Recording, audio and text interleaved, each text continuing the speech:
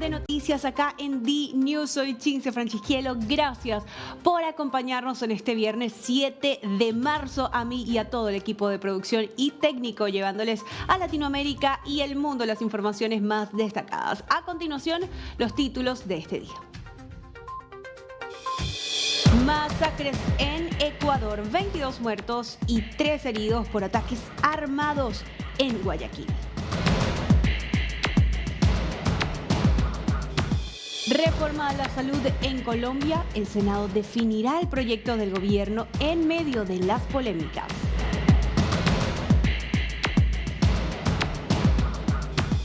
Acuerdo Argentina-FMI. La Casa Rosada anunció que emitirá un decreto para contraer la deuda.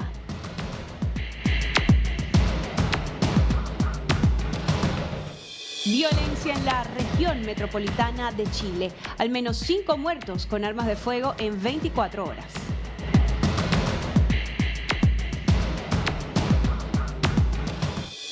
El secuestro del gendarme en Venezuela. A 3 meses de la detención de Nahuel Gallo, Argentina pedirá ayuda a Francia para la liberación. La salud del Papa. Tras difundir el mensaje de audio enviado a los feligreses, Francisco pasó una noche tranquila.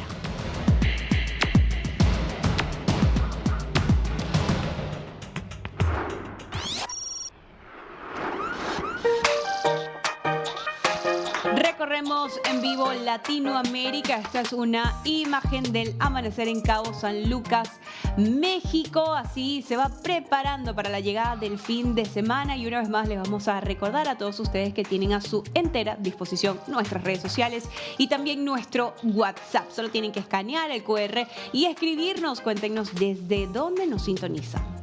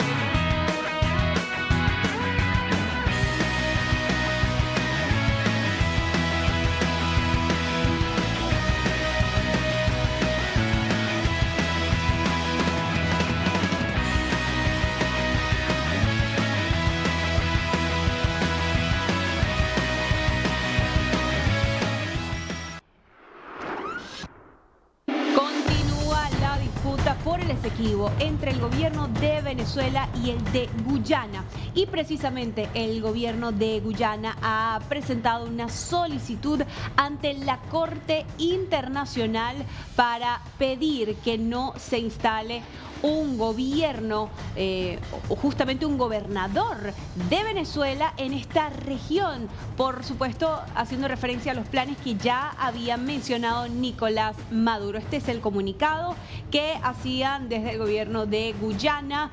Informó a la Corte que las elecciones venezolanas previstas están programadas para el 25 de mayo de 2025 e inevitablemente estarían precedidas por actos preparatorios, incluidos actos dentro de la región del Esequibo de Guyana que afectarían a la población guyanesa y la soberanía de Guyana sobre su territorio. Por lo tanto, para preservar sus derechos, Guyana solicita que la Corte ordene a Venezuela que se abstenga de realizar cualquier acto dentro de su territorio soberano o que lo afecte, incluida la región del Esequibo. Esta es la solicitud que presentó Guyana ante la Corte Internacional de Justicia para frenar los planes del régimen venezolano de elegir un gobernador en este territorio en disputa entre ambos países. El Ministerio de Asuntos Exteriores guyanés dijo que la designación de un gobernador por parte de Maduro, prevista para el 25 de mayo, afectaría tanto a los habitantes de la región como la integridad territorial de Guyana. Así instan a la Corte intervenir con prontitud y ordenar a la dictadura que cese cualquier acción que busque reforzar su reclamo sobre el Esequibo. Vamos a escuchar cuál era la declaración que hacía Nicolás Maduro hace semanas de sus planes para el Esequibo. Yo propuse que en 2 años, con el favor de Dios y el poder creativo del pueblo, debemos tener toda Venezuela organizada por lo menos en 6.000 comunas. Por lo menos. Incluyendo el Esequibo. No, el Esequibo ya tiene sus circuitos comunales, pero no se puede decir sus circuitos comunales y sus comunas. Claro. Vamos a elegir el gobernador, la gobernadora del Esequibo ahora. Entonces, ese es el objetivo, compañeros, compañeras, de Antímano, de José Félix Rivas de Antímano, porque hay un José Félix Rivas en Petare. Así es. Entonces, ese es el objetivo, que nosotros podamos construir los autogobiernos. Yo propuse... Esto era lo que decía Maduro a principios de febrero con sus planes de establecer un gobernador de esa región, a lo que ahora se recibe una respuesta del gobierno de Guyana pidiéndole a la Corte Internacional de Justicia que por favor intervengan lo antes posible para frenar los planes de Maduro en su territorio que podrían afectar la soberanía de ese país.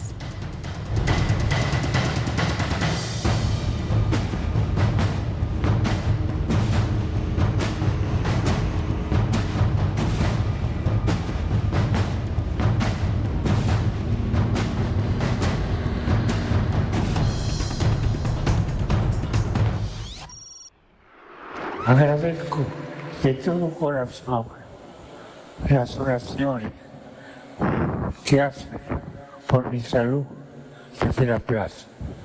Los acompaño desde acá. Que Dios los bendiga y que la Virgen cuide. Gracias.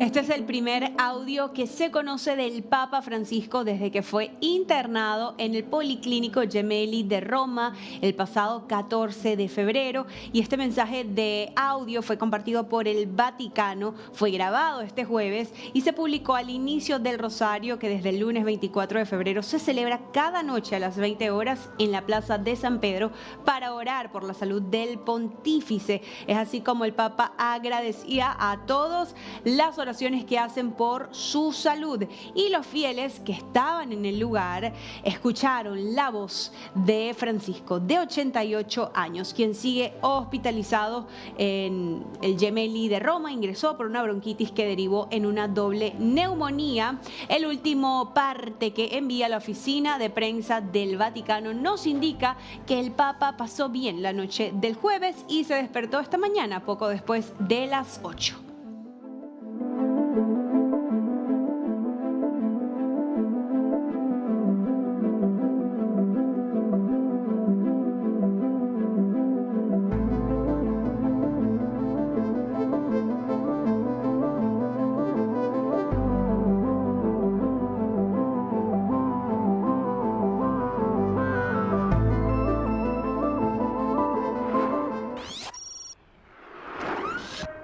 De Roma nos vamos hasta Bogotá, Colombia. Estamos listos para establecer un contacto con nuestro compañero Sergio David González desde el lugar con los temas del día. Hola Sergio, ¿cómo estás? Cintia, un gusto saludarte. Así es, transmitimos en vivo desde Bogotá. En este momento te cuento que tenemos 15 grados centígrados, una temperatura agradable. Nos acompaña un sol muy lindo hoy, finalizando esta semana en Bogotá. Aunque atención a todos nuestros televidentes, porque en la tarde, según dio a conocer el Instituto Nacional de Meteorología, va a llover en la región andina. Así que en Bogotá se esperan tormentas eléctricas para esta tarde. Y tormenta, si hablamos de eso, eso fue lo que se le presentó a Gustavo Petro en las últimas horas, cuando desde la región del Catatumbo, que ayer en la tarde estuvo en esta región, en el municipio de Tibú, dijo lo siguiente: si la Corte Constitucional tumba la medida de conmoción interior en la región del Catatumbo, se irá directamente a Venezuela a hablar con Maduro para generar una zona económica especial en toda esta región y realizar inversión. Así lo dio a conocer en las últimas horas, y esto ha generado un revuelo muy grande dentro de la política nacional por dos cosas. La primera, está hostigando a la Corte Constitucional para que no siga estudiando la conmoción interior, y es posible que la llegue a tumbar. Y la segunda, ya habla de inversión con Nicolás Maduro. Eso quiere decir que lo está aceptando como el presidente de la República Bolivariana de Venezuela. Veamos a continuación estas polémicas declaraciones del presidente Gustavo Petro en las últimas horas, hablando en la región del Catatumbo y las posibles inversiones junto con Nicolás Maduro. Territorio, una venganza, vendrá otra venganza y otra y otra y otra. ¿O cuántas generaciones no se ha carcomido la violencia en Colombia? Eso es lo que se llama 100 años de soledad. ¿Más soledad para el Catatumbo? No. El acto audaz, el acto revolucionario es abandonar la violencia, abrazarse sin armas con el pueblo, conquistar el amor, sea mujer, sea hombre, sin el arma. Es más difícil, pero más chévere. Trabajar aquí. No se necesita ser un gran cultivador de hoja de coca, hay cacao y hay café. Y hay otros, hay cebolla y hay piña. Si hay un gobierno atento, hay progreso. Porque en cuántas horas se disminuye la salida de alimentos por la vía si se hace la vía. Es más, yo voy a hablar con Maduro a ver si construimos la zona económica especial. Porque si nos tumban los decretos, no podremos hacer la carretera rápidamente.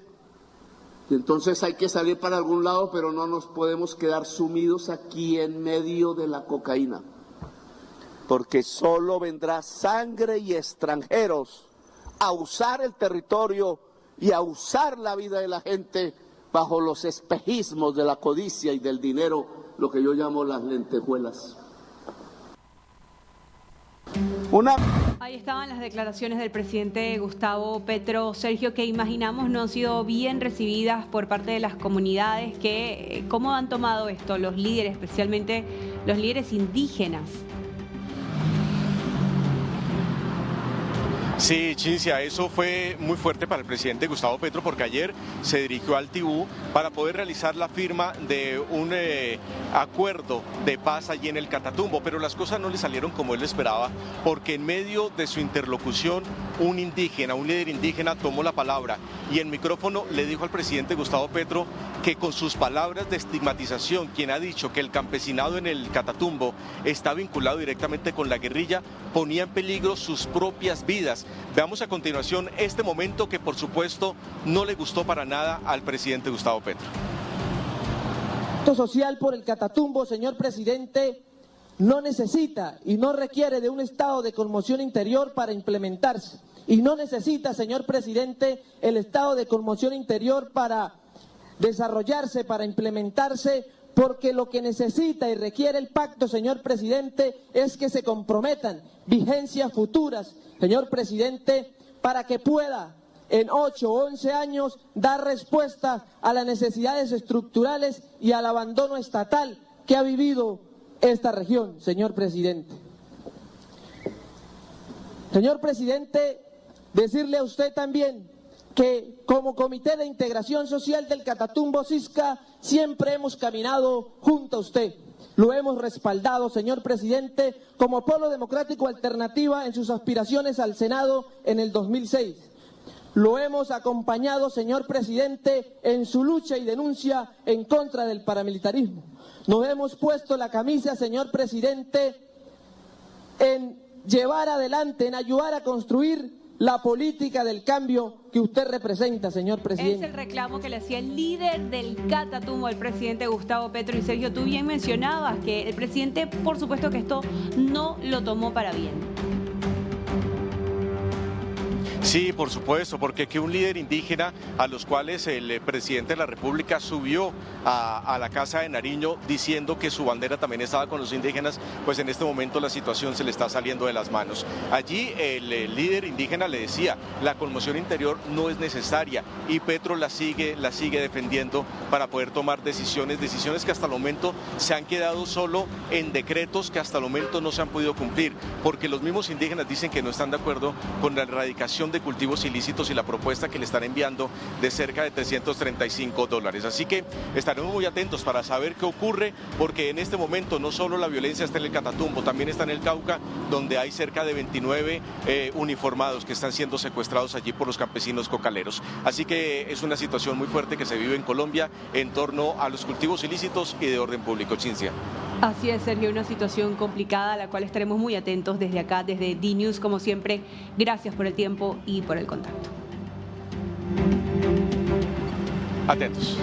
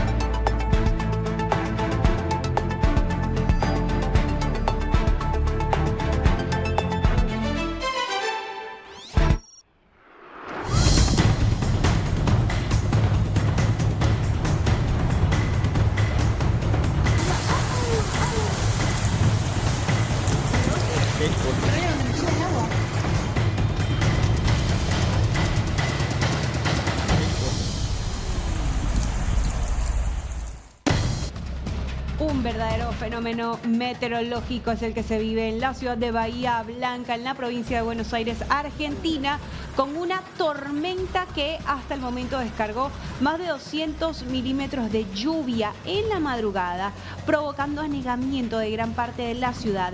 Casas inundadas, hasta el momento casi medio centenar de familias evacuadas. De manera preventiva se dispuso la suspensión del transporte público en todo el distrito y desde el municipio se reclamó a la comunidad que evite salir de sus viviendas.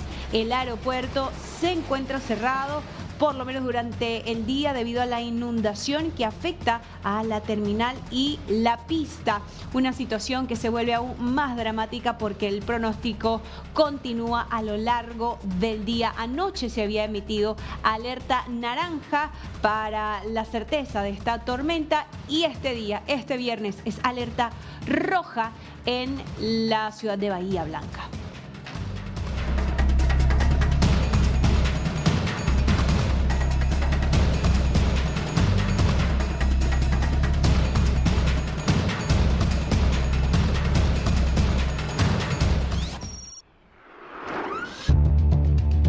Y se cumplen mañana 3 meses desde el secuestro del gendarme argentino Nahuel Gallo en Venezuela. Se dio a conocer que el gobierno de Javier Milei pedirá colaboración a Francia para mediar en la liberación de este gendarme detenido en la frontera cuando intentó ingresar a Venezuela para visitar a su familia.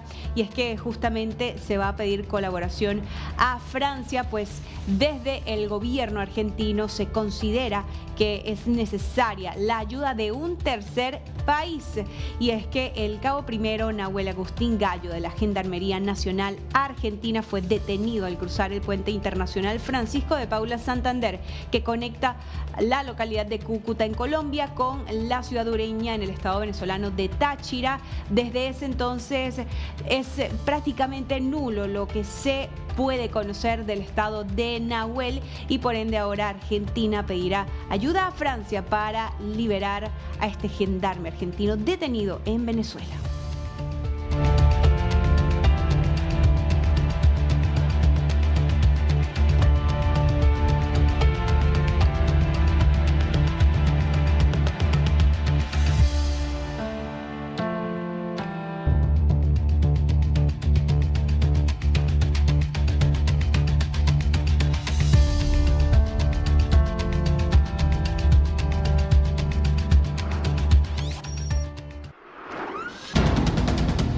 Así amaneció París este viernes. Una de las terminales más grandes del mundo ha visto como el tráfico ferroviario quedó totalmente interrumpido, especialmente en esta concurrida estación del norte de la ciudad, tras el hallazgo de una bomba de la Segunda Guerra Mundial en medio de las vías.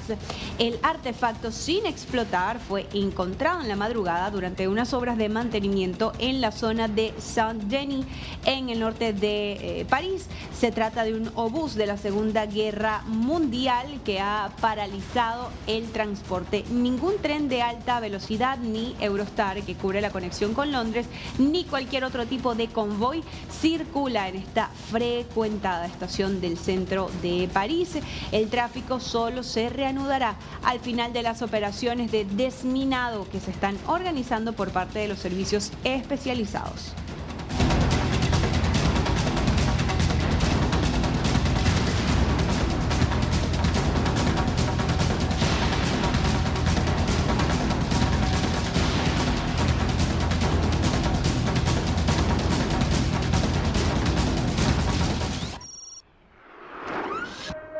De París nos vamos hasta Santiago de Chile, donde ya está lista nuestra compañera Lucía López para contarnos los temas más destacados del día. Hola Lucía, ¿cómo estás? Muy bien, un tema destacado porque además se vincula con esta preocupación que hay en toda Latinoamérica y que se trata del crimen organizado, ¿no es cierto? Y en particular del Tren de Aragua. Vamos a hablar de un brazo armado del Tren de Aragua, una cúpula del Tren de Aragua aquí en Chile que desde el año pasado, desde precisamente hace casi un año, en abril del año pasado, está enfrentando una investigación que ha terminado ayer con una sentencia por más de 500 años en total para distintos miembros de esta cúpula, este brazo del Tren de Aragua ubicado en Chile, llamada Los Gallegos, la banda de Los Gallegos, que por distintos tipos de delitos, porte de armas, extorsión, secuestro, homicidio, ha terminado con 34 de sus integrantes presos, destinados a la cárcel y con una serie de penas que van desde los 541 días hasta el presidio perpetuo en algunos de los casos. Son 34 personas, 31 de ellas venezolanas, 13 chilenas que enfrentaron a la justicia durante todo este periodo, donde se presentaron decenas de testigos, incluso un agente infiltrado que participó de las operaciones de la banda y que sirvió para que se determinara entonces esta pena, que como te señalo, superan en total los 500 años. Son 11 solicitudes de presidio perpetuo y 200 años en la suma total para el resto. Finalmente, algunos de ellos obtienen condena por el presidio perpetuo y otros por 20 años, 15 años, en fin, distintas materias, para lo que se señala una operación exitosa, según lo ha calificado el fiscal persecutor Mario Carrera, quien estuvo detrás de esta investigación, pero de otras también el fiscal de Arica, que además ayer en el punto de prensa en el que se da a conocer esta información, da cuenta de que en Arica hasta la fecha no se ha cometido ningún homicidio, algo que era muy distinto en los años anteriores, y eso es el resultado de las políticas de persecución del crimen organizado en esa zona del norte del país. En paralelo hay órdenes de extradición que se están pidiendo, 12 órdenes de extradición a Estados Unidos, Colombia y Perú, también para otros personajes y delincuentes vinculados a este clan, los gallegos, brazo activo del Tren de Aragua en nuestro país. Así es, Lucía, como tú bien lo decías, este fue un juicio oral histórico que además contó con fuertes medidas de seguridad y también mencionabas cómo lo califican desde las autoridades chilenas como un fuerte golpe no solo al Tren de Aragua, sino al crimen organizado, ratificando entonces la intención del país, ¿no?, en controlar estas bandas peligrosas. Sí, claro que sí, ha sido una gran operación la que se ha hecho en el norte de Chile en particular, donde vemos cuánto ha disminuido este tipo de delito, ¿no es cierto?, el delito más violento, pero ahora vienen otras etapas de preocupación, y así lo ha señalado el propio fiscal, porque son sujetos algunos que siguen activos desde las cárceles. Entonces él señalaba, es importante, hemos limpiado las calles, pero ahora hay que proteger y perseguir a los sujetos que quedan en las cárceles para que no sigan operando desde ahí. Así es, Lucía. Importante información que se va generando desde Chile. Gracias como siempre por el contacto, gracias por este tiempo. Estaremos pendientes. Adelante.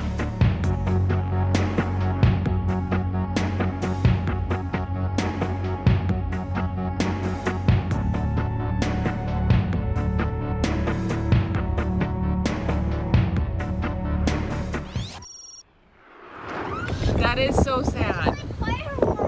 Ahí está en pantalla el nuevo revés sufrido por el SpaceX de Elon Musk. Esto se pudo ver desde el cielo de Florida cuando esto perdió una vez más la etapa superior de su enorme cohete Starship en una explosión feroz. Incluso cuando el cohete fue atrapado con éxito en su última prueba orbital, una repetición casi total del intento anterior. Y es que minutos después del despegue y la separación del cohete, una transmisión de video en vivo mostró la etapa superior dando vueltas sin control antes de que la señal se cortara abruptamente. Estas son las imágenes dramáticas que circulan de escombros al rojo vivo cayendo sobre las Bahamas.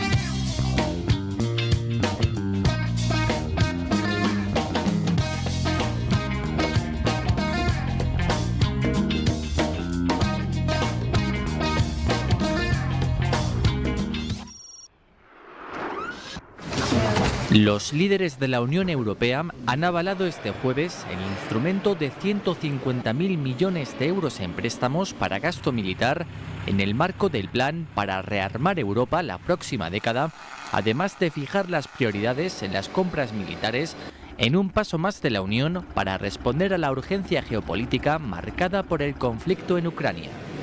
El texto de conclusiones de la cumbre subraya la necesidad de proteger las fronteras terrestres, marítimas y aéreas y hace hincapié en el flanco oriental, aunque a petición de España e Italia también incluye una mención a las amenazas provenientes del flanco sur.